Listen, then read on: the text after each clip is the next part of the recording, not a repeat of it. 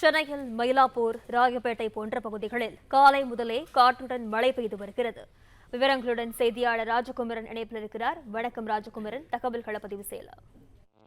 டிட்வா புயல் காற்றழுத்த தாழ்வு மண்டலமாக வலு குன்றிய பிறகு மழையினுடைய தீவிரம் சென்னையில் அதிகரித்திருக்கின்றது. இன்று காலை முதலே மயிலாப்பூர், ராயப்பேட்டை உள்ளிட்ட கடலோர பகுதிகள் முழுவதுமே சென்னையிலே கடும் மழை பொழிவை சந்தித்திருக்கின்றன.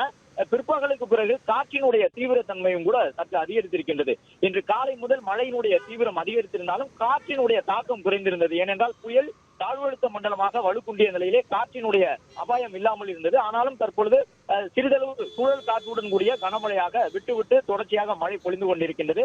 அவ்வப்பொழுது சிறிய இடைவெளி கொடுத்தாலும் பெய்யக்கூடிய மழை என்பது கனமழை என்று சொல்லும் விதமாக கடலோர பகுதிகளில் மெரினா, பட்டினப்பாக்கம் உள்ளிட்ட கடற்கரையை ஒட்டி இருக்கக்கூடிய மயிலாப்பூர், ராயப்பேட்டை, திருவல்லிக்கேணி உள்ளிட்ட பகுதிகளில் மழை பொழிந்து கொண்டிருக்கின்றது.